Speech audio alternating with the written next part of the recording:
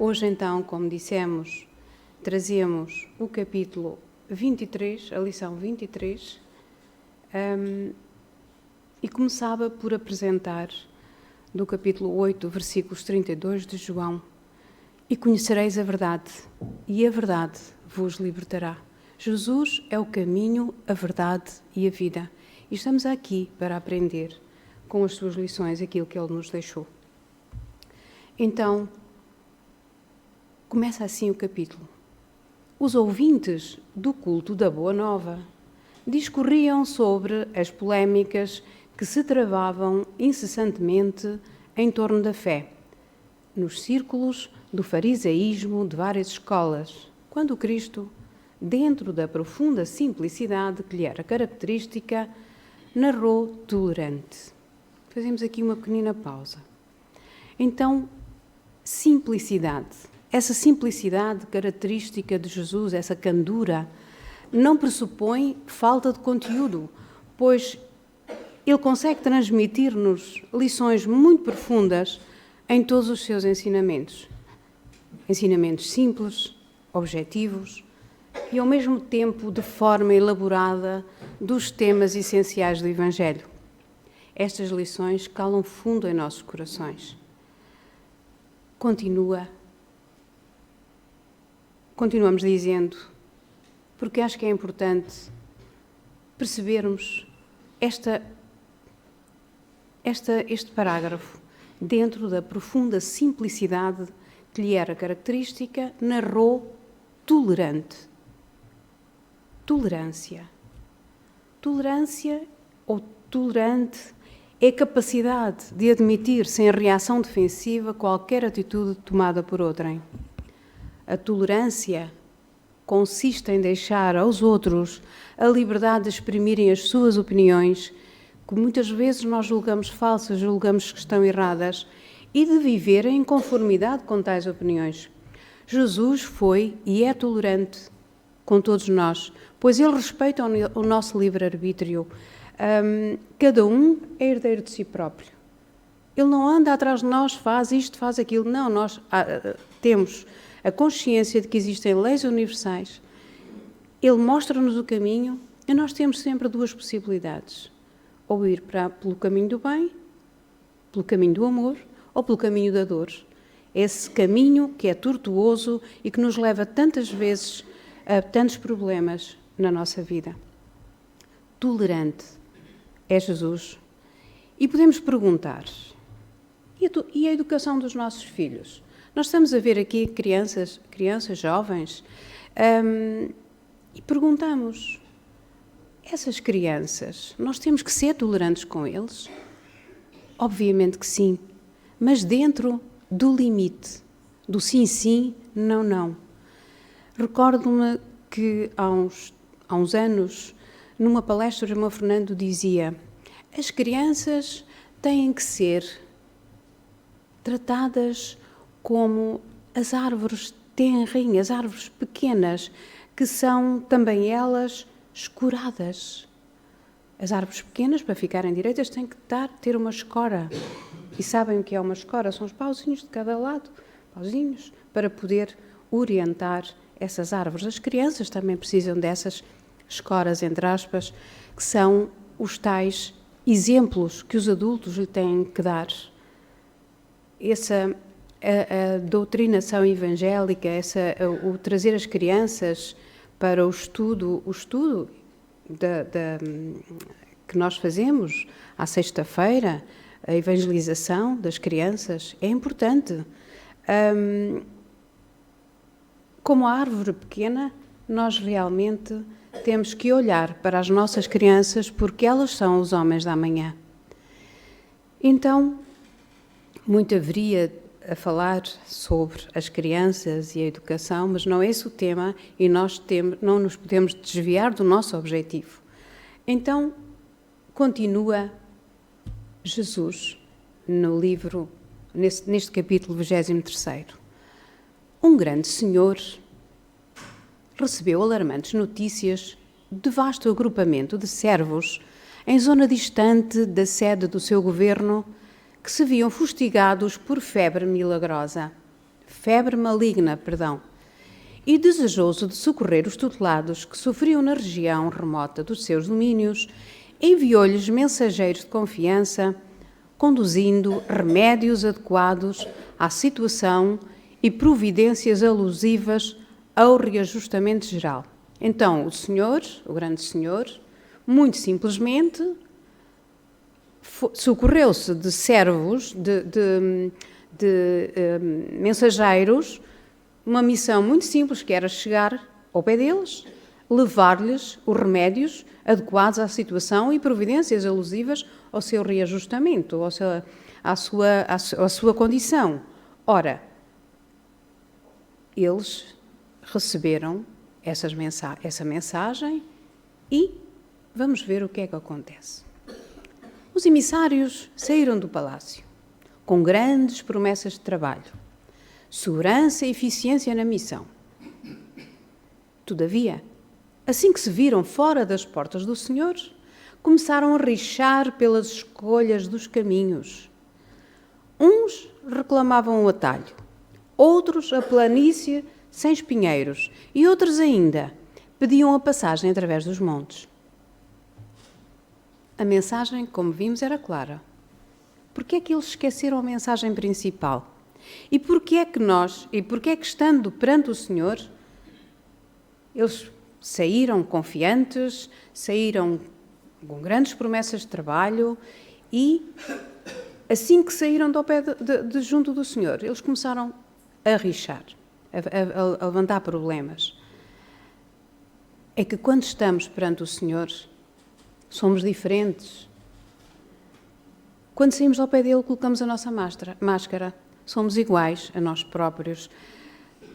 Por exemplo, diante dos nossos chefes, dos nossos diretores, quando eles se chegam, aqui del Rei, nós temos uma postura diferente. Já somos todos muito bem comportadinhos, mas ele vira costas, então já sabemos, muitos de nós, aqui talvez já não haja muitos, mas pronto, já começamos logo a criticar, a dizer, a maldizer. Continuando com esta mensagem. Longos dias perderam na disputa, até que o grupo se desuniu, cada falange atendendo aos próprios caprichos, com absoluto esquecimento do objetivo fundamental. Iguais a nós próprios, vêm eu de cima as nossas más tendências. Somos criaturas viciosas. Allan Kardec perguntou aos espíritos na questão 909, que vamos passar a ler. Será que o homem poderia sempre, pelos seus esforços, vencer as suas tendências, as suas más tendências? E os espíritos respondem, sim, muitas vezes, fazendo esforços quase insignificantes. O que lhes falta é a vontade. Ah, quão poucos dentre vós se esforçam. Entre os vícios, porque somos viciosos, como dissemos, qual é o que se pode considerar mais condenável? O egoísmo. Temo-lo dito muitas vezes. Daí deriva todo o mal. Estudai todos os vícios e vereis que, no fundo, de todos há egoísmo. Por mais que os combatam, não chegareis a extirpá-los enquanto não atacardes o mal pela raiz, enquanto não lhes tiver destruída a causa. Dirijam, pois, todos os esforços para esse efeito, porque aí reside a verdadeira chaga da sociedade. Quem quiser, desde esta vida, ir-se aproximando da perfeição moral, deve expurgar o seu coração de todo o sentimento de egoísmo, visto que é incompatível com a justiça, o amor e a caridade. Ele neutraliza todas as outras qualidades.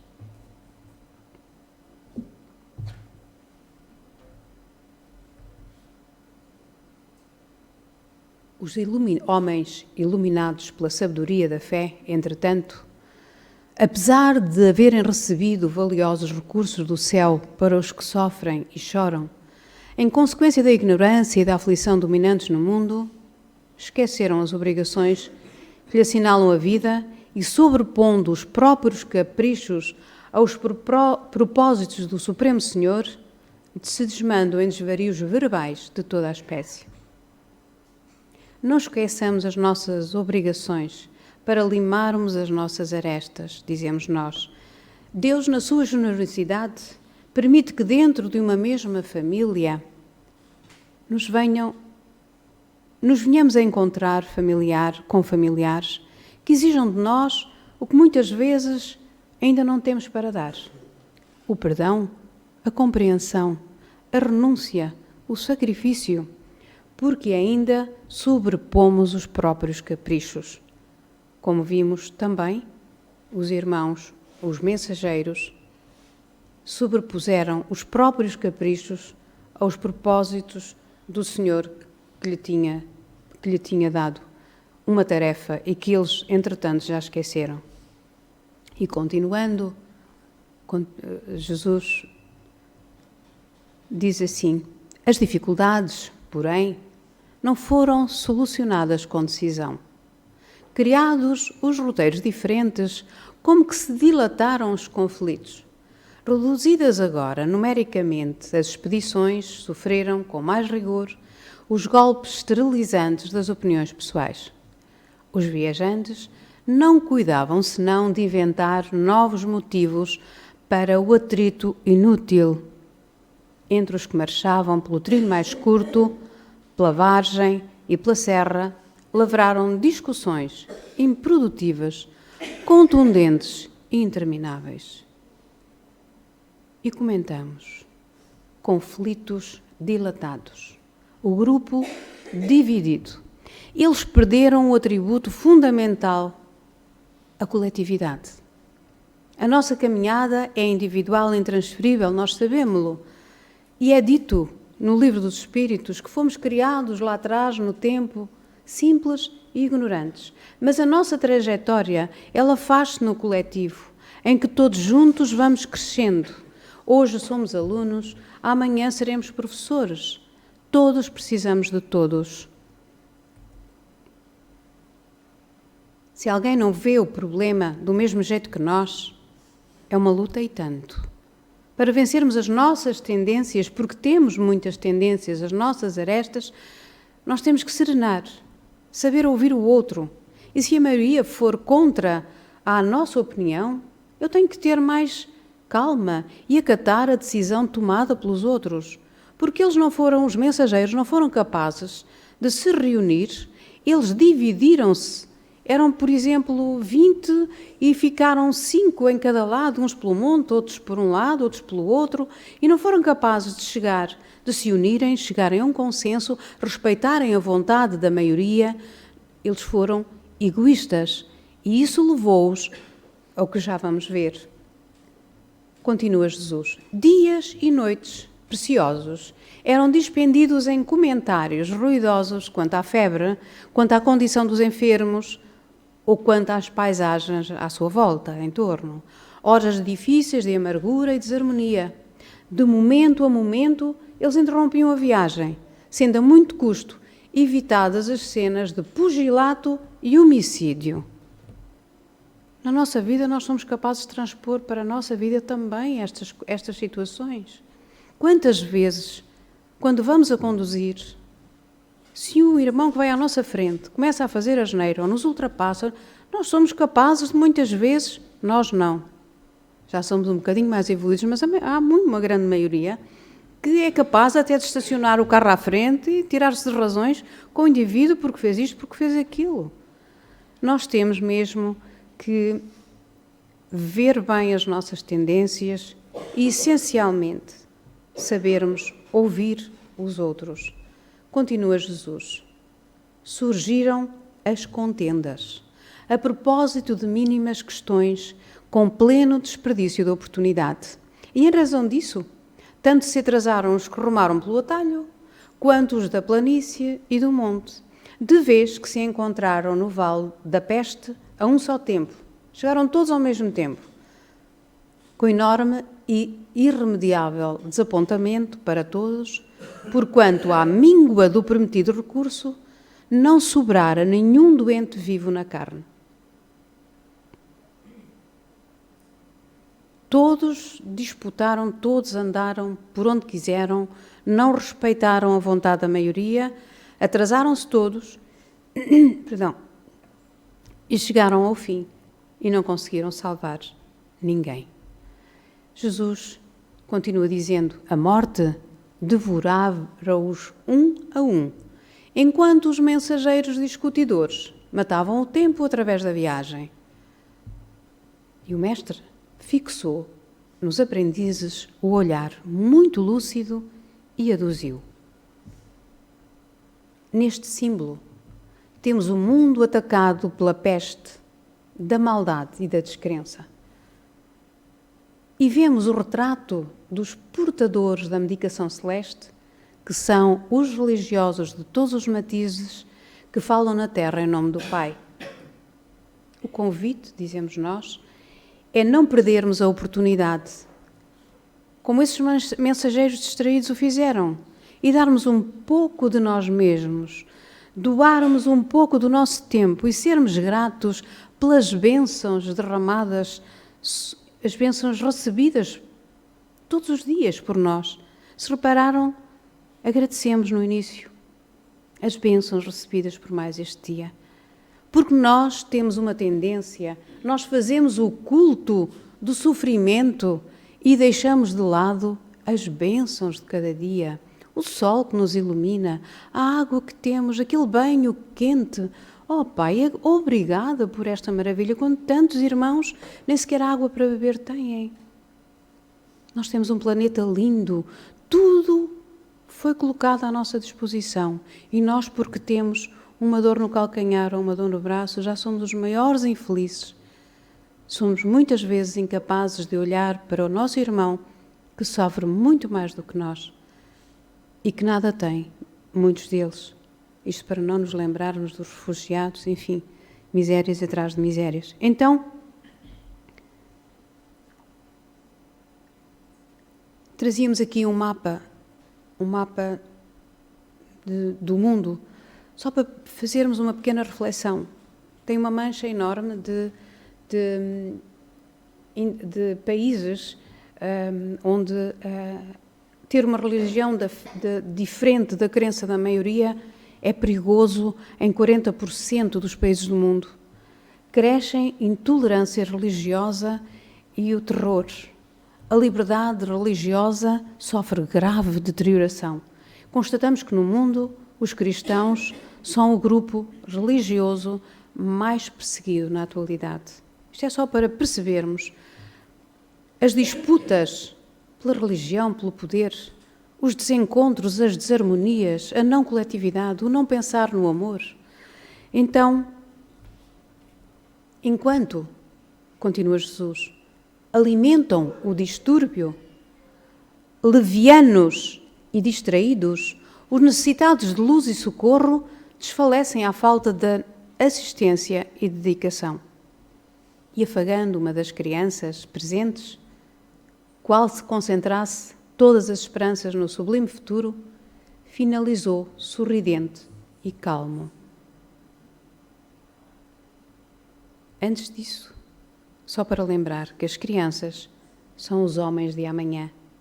Compete-nos a nós educá-las para termos um mundo melhor. É muita responsabilidade a nossa, mas vamos em frente. Então, Jesus disse: a discussão, por mais proveitosa, nunca deve distrair-nos do serviço que o Senhor nos deu a fazer.